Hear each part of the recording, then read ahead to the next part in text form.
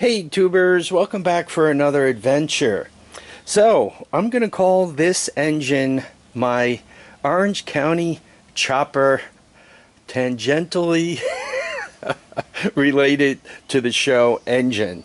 I bought this engine at the Rhinebeck car show, swap meet there, and it was $10. You can see it's missing the piston and so forth. And why am I calling it that? The person I bought it for is a member of the cast on the show. He kind of hangs out in the background, and I don't know if you guys watched the show last night, Friday night.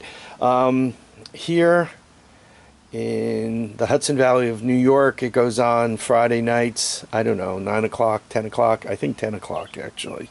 And they're supposed to have all new shows starting on Monday. And by the way, Discovery or whatever channel it's on does not pay me to advertise for them. But anyway, the person I bought it from is on the show.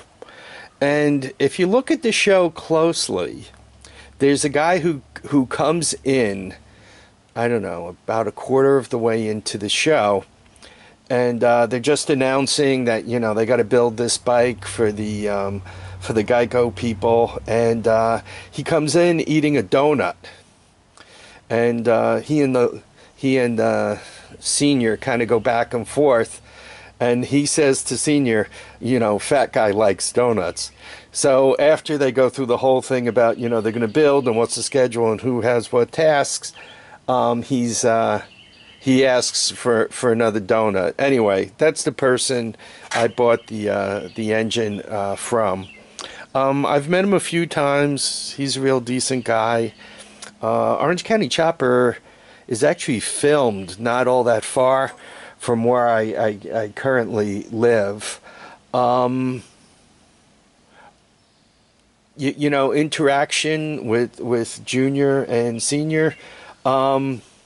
Friends of mine have run into Senior like at gas stations, and a couple of buddies of mine have some really hot cars. One of them particularly, it's a 95 Monte Carlo, and Senior walked right up to him and talked to him about the car, and, you know, do you want to sell it kind of stuff.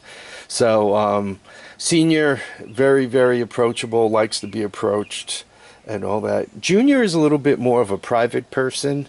I have seen him around, but he kind of flea markets, the one there at the intersection of 9 and 84. I had another buddy who was selling his stuff at the market. I mean, licensed stuff, keychains, t-shirts, stuff like that. And he was there one time. I don't know if you know, they were exchanging t-shirts or money or whatever the heck they were doing. They were there, and my buddy kind of, you know, like, you know, kind of like, you know, let's talk in a minute kind of stuff. And he said, well, you know, Junior was just here, and Junior's kind of a private person, so, you know, we try to maintain his privacy whenever possible. Because, you know, somebody walks up to him, if one person walks up to him and says hello, I'm sure he's not too bad with that. But when you're at a flea market with 1,000 or 2,000 or 2,500 people floating around, and, you know, next thing you know, the cell phones are out and the pictures and, you know, all kinds of other stuff. So, you know, you got to respect a person's privacy. Anyway, so I got this engine. I'm not going to say the guy's name.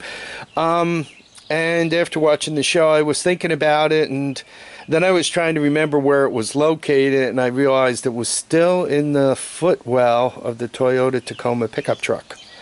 So the story I was told on this engine is it's very, very low usage. It was hardly used. Then somebody put a big bore kit on it, and then crashed whatever it was on, or gave up whatever it was on, or lost interest or whatever it was on, and the big bore kit was taken off to put elsewhere, and this is the remainder. So you can see it's your typical China 110cc engine. This one does have the hand clutch. It's a 4-speed. It's missing the top end of it. I just opened it up to see what kind of shape it was in, if it's if it's once again, for $10, is this junk? I mean, should I plan on pulling the starter off of it and being rid of it? Or you know, put it on a shelf, forget about it? Or should I go through the trouble of putting the jug piston top end back on it and bringing it back to life? So the first thing I did is, obviously, I took off the stator cover, and sure enough, it's not seized. You got to kind of help the chain in there. A little hard to do, old Captain Hook here. So I checked out, it's not seized, all that seems to be okay, so that made me happy. It appears to be in gear, because as you turn it around, this turns around with it. So that made me happy. Then I kind of, you know, squeezed the clutch lever in, and when my hand's killing me, I'll know why. And held it and tried to turn this gear, and it did not seem to slip against the clutch. And I put the water pump pliers to it and tried to see if it would slip against the clutch, and it didn't. So now I'm suspicious that water got in there. So I pulled the drain plug, and like 2 drops of oil dripped into the pan. You can, I don't know, with the right angle, you can kind of see it's a slightly different color. The couple of drops of oil that dripped out of it actually looked pretty good. So this engine looks like it has potential. I have the engine off the Speed Defies Gravity bike, and I don't know if you guys remember that. You could kind of go back to some of my old videos, and it ran, and first and second were good, the clutch was good, but you couldn't kickstart it, because if you went to kickstart it, the Kickstarter would bind. It would just, it was like there was a shaft that was cross-threaded, so to speak, you know, like when you'd step on it, it's like gears locked against each other. So you could not, the Kickstarter wouldn't work. So I used to roll it and pop start it. So first and second gear worked. Third gear, if you took it easy, you can kind of, you know, you had the RPM up. You wound up second, and then when you hit third, you kind of kept the RPM up, and you didn't put too much strain on it.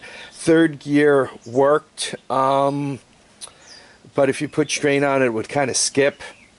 And fourth gear, it would go into fourth, and once again, you could kind of roll around in fourth, or just slightly above an idle, but any kind of strain at all in fourth gear, it would skip. So obviously it had a transmission problem, but given that it did run, the jug was good.